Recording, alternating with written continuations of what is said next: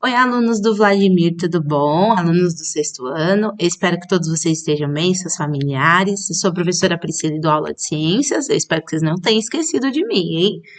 Bom, eu achei esse programa aqui e acho que é uma forma mais fácil de entrar em contato com vocês. Então, a partir de agora, provavelmente eu vou estar aparecendo mais na casa de vocês, ou nos celulares, ou nos computadores, por onde vocês estiverem acessando. Hoje eu vou fazer a correção daquela atividade 3 da apostila. Lembra do Trilhas de Aprendizagens que eu postei lá para vocês semana passada? Dei um prazo para vocês fazerem? Então, a atividade 3, ela fala sobre a fotossíntese e o fluxo de energia entre os seres vivos. Então, você lembra que a gente já trabalhou isso em sala de aula? A gente já falou sobre cadeia alimentar, sobre as pirâmides ecológicas, eu coloquei alguns exemplos, eu expliquei um pouco sobre a fotossíntese, vocês lembram disso? Então, vamos seguir aqui o que a apostila diz. Página 101 é onde começa a atividade 3. Então, aqui tinha algumas informações falando da importância, né? Todos os seres vivos necessitam de energia para sobreviver, e aí argumenta sobre isso. Para terem energia, as plantas precisam de alguns elementos. Antes de continuarmos, escreva nas linhas abaixo quais elementos você acredita que as plantas precisam para obter energia. Então, a planta precisa de 3 elementos. 3. Um deles é a água, o outro é a luz solar e o outro é o dióxido de carbono ou gás carbônico. Qualquer uma dessas duas aí tá valendo. Então, são 3 elementos básicos que a planta mistura tudo dentro dela, quebra moléculas, junta moléculas, aproxima, né, as moléculas umas das outras ou separa elas e vai formar o alimento dela, que é a glicose. Então, ela precisa desses 3 elementos: água, luz e gás carbônico. Às vezes pode ser só luz solar ou às vezes até luzes artificiais. Elas conseguem fazer fotossíntese, que é a lâmpada de casa. Então, continuando. Aí vinha logo um texto falando sobre a fotossíntese e tinha uma imagem. Isso é importante porque a primeira questão da página 102 é a letra A, e ele fala assim: observe a imagem do texto e preencha a tabela indicando o que está acontecendo em cada seta. Então, você tem que analisar a imagem do texto e depois você tem que identificar aqui pelas cores o que está acontecendo em cada seta. A cor amarela, parece laranja, mas é amarelo, está representando aqui o Sol, que está jogando seus raios solares na Terra e a planta está absorvendo essa luz. Então, o que quer dizer a seta amarela? Está indicando a absorção da luz, absorvendo a luz solar. Então, vocês tinham que preencher aqui, ó, a absorção da luz solar. Ou no caderno, né? Quem recebeu o livro, a apostila aí do Trilhas, faz direto no Trilhas. Quem ainda não recebeu, é só fazer no caderno, ok? Que vai ser válido de qualquer forma. A seta azul escura, ela está representando aqui no texto, na folha, ó, saindo da folha da planta, o oxigênio. Essa seta azul escura mostra a liberação do oxigênio na atmosfera, na natureza. Então, era para vocês escreverem aqui, ó, liberação de oxigênio. Ah, professora, eu não sei, eu não lembro. Então, por isso que tem esse texto aqui, ó, todo esse texto que eu selecionei, para que vocês lessem antes de executar os exercícios. É a partir daqui que você ia também conseguir interpretar essa imagem, o que cada seta está representando, ok? Então, voltamos lá. A seta verde já está escrita aqui, ó, planta produzindo o próprio alimento, carboidrato e açúcar. Qual que é o alimento da planta? Ele se chama glicose. A glicose, ele é um açúcar. Esse açúcar, ele é um carboidrato.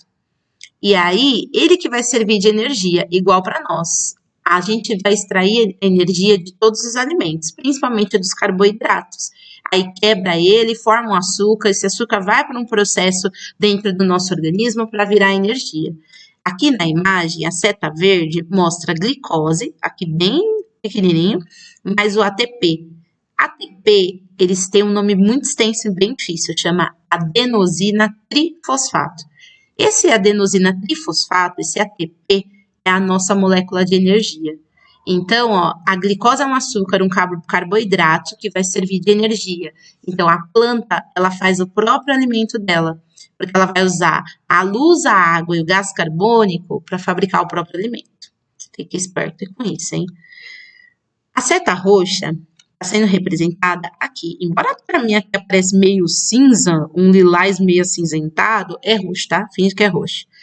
Essa seta roxa, ela indica a absorção do gás carbônico ou dióxido de carbono, o CO2, pela folha.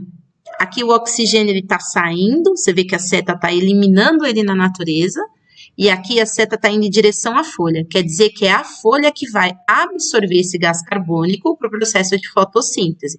Então, o que quer dizer aqui na seta roxa? A absorção de gás carbônico, certo? O processo de fotossíntese. E o que quer dizer a seta azul clara? A seta azul clara está bem aqui embaixo, ó, bem no cantinho, está escrito água, perto da raiz aqui, ó, tá vendo? Então, a seta azul clara está mostrando que é aonde a planta vai absorver água. Ela absorve água pela raiz. Entenderam? Então, o processo de fotossíntese usa a água, a luz e o gás carbônico. Com esses 3 elementos aqui, você consegue fazer a planta produzir o próprio alimento dela e a sua energia. E aí a planta se mantém viva.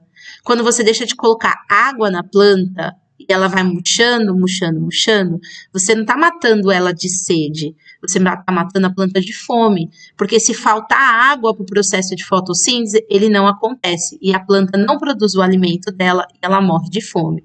Então, para vocês que têm plantas em casa, e gostam, e cuidam, continue colocando água para que elas não murchem, ok? Obrigada, hein? As plantas agradecem. Lembrando que plantas são seres vivos, elas possuem vida, elas têm metabolismo e elas precisam ser cuidadas por nós e não destruídas. Porque, se vocês perceberem aqui na imagem, ela libera oxigênio. Oxigênio é o gás que a gente usa para respirar. Então, olha a importância de cuidar das plantas. Sem elas, a gente morre asfixiado, sem ar. Você já imaginou isso? Porque a gente degradou tanto a natureza, agora a gente não tem oxigênio porque nós mesmos causamos a destruição da natureza. Tiramos todas as plantas e elas são extremamente importantes para a liberação de oxigênio, para a gente poder respirar. Então, não podemos poluir, não podemos destruir, não podemos matar as plantas à toa, de forma desnecessária. Acidentes acontecem, sim, na natureza de forma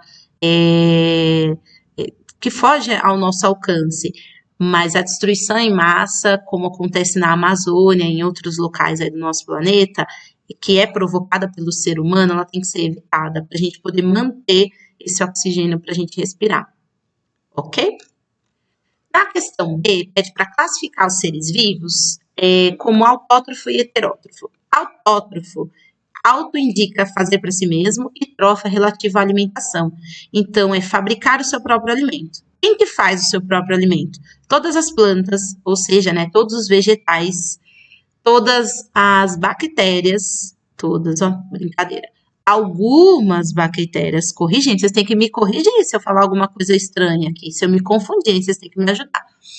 Então, todas as plantas, todos os vegetais, né, no caso, algumas bactérias e alguns protozoários, tá bom? Então, nessa imagem, qual desses elementos que fabrica seu próprio alimento? No caso, seria a planta. Qual é a planta? Esse primeiro quadrinho, ela é autótrofo.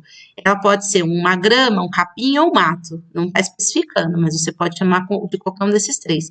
Então, todos os tipos de plantas são autótrofos, porque eles fazem seu próprio alimento, ok?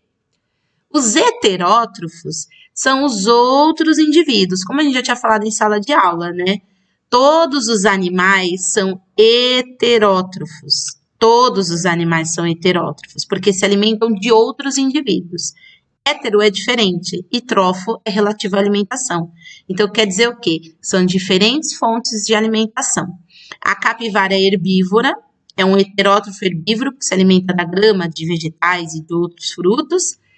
A onça, isso é uma onça, viu, gente? Isso aqui não é rato, é uma capivara. Aqui nós temos a onça, ela é carnívora, então ela é um heterótrofo carnívoro. O jacaré, ele também é carnívoro, ele é um heterótrofo carnívoro. Então, o único autótrofo aqui é a grama, o mato, o capim que vocês identificaram aqui nessa imagem. Continuando. Ah, outra coisa que eu ia falar. Existe uma classificação, para retomar com vocês, dentro da cadeia alimentar. O produtor é aquele que fabrica seu próprio alimento, que produz para ele mesmo. O consumidor primário é o primeiro que vai comer o produtor, que é, no caso aqui, a capivara. O consumidor secundário vai ser o jacaré, que se alimenta dessa capivara. O consumidor terciário, que é o terceiro a comer, é a onça, que se alimenta do jacaré, que se alimenta da capivara. Então, não se esqueçam que vai ser importante vocês lembrarem disso. O exercício C pediu o seguinte: vamos construir uma cadeia alimentar? Então, ele fala da importância da cadeia alimentar e tudo mais, né? Normalmente começamos com a representação dos seres autótrofos, que no caso aqui é o milho. Ele é o indivíduo autótrofo, o milho é uma planta. E depois ligamos ao ser vivo, que é um heterótrofo herbívoro, que no caso é o rato. O rato é herbívoro, que se alimenta do milho nessa cadeia alimentar, nessa linha. O heterótrofo carnívoro, nós temos a cobra, que se alimenta do rato, e nós temos o gavião, que se alimenta da cobra. Não é o milho que come o rato, nem o rato que come a cobra, e nem a cobra que come o gavião. Lembra que eu já expliquei na aula que a seta, ela representa a energia? Então, o milho serve de energia para o rato, então quem está comendo milho é o rato. O rato serve de energia para a cobra, então quem come o rato é a cobra. A cobra serve de alimento, de energia para o gavião. Então, quem está se alimentando aí é o gavião.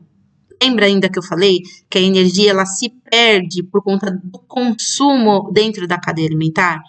Se o rato come o milho, a energia que o milho passou para o rato é diferente, é menor, é maior do que a que o rato vai passar para a cobra, que vai ser menor do que o que a cobra vai passar para o gavião.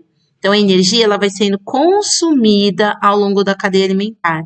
Por isso que rato, cobra e gavião são consumidores. Todos os animais são consumidores. Qual a diferença? O herbívoro é o consumidor primário, que é o rato. Os carnívoros, na sequência, serão os consumidores secundário, terciário, quaternário, quintenário e assim vai até acabar a cadeia alimentar.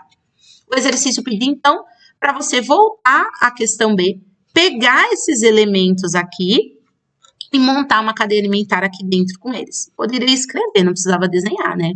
Então, você colocaria aqui a grama, que é o primeiro, depois a capivara, depois o jacaré e depois a onça, ok? Todos que seguiram essa linha, está certo.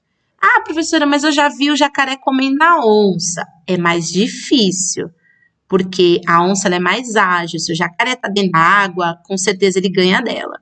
Agora, se está na terra, a onça tem vantagem, tá bom? Então, a gente vai ter que interpretar aí a sequência que vocês colocaram. O exercício D, ele está explicando aqui sobre a pirâmide de energia. Para quem não conseguiu identificar, é a pirâmide de energia que a gente já estudou. Todos os seres vivos obtêm energia por meio da alimentação. Percebemos até aqui que nem todos os seres vivos se alimentam da mesma forma. E aí ele está explicando, né, como é o processo de alimentação. Então, aqui nessa imagem, ele mostra que cada retângulo representa uma quantidade, que no caso é a quantidade de energia. Então, os seres autótrofos sempre vão ficar embaixo. Lembra que a pirâmide ela é de baixo para cima? Então, ela é escrita de baixo para cima. O autótrofo sempre vai estar embaixo. Vem o herbívoro em cima, o carnívoro em cima, o outro carnívoro e assim sucessivamente. Aí forma uma pirâmide. Então, aqui, a gente tem que, o exercício na página 104 pede para vocês montarem a pirâmide de energia da questão C, certo?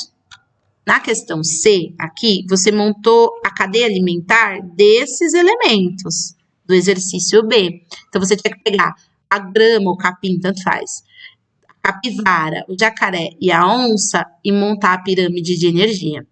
Então, o autótrofo não é o capim, a grama, então ele vai ficar embaixo, você teria que montar embaixo. O heterótrofo herbívoro não é a capivara, está em cima da grama. O heterótrofo carnívoro, o primeiro que aparece não é o jacaré, você coloca ele. E por último, a onça em cima desse jacaré. Respeitando que o tamanho do retângulo representa a quantidade de energia. Se a planta produz o próprio alimento, ela vai ter o máximo de energia dela.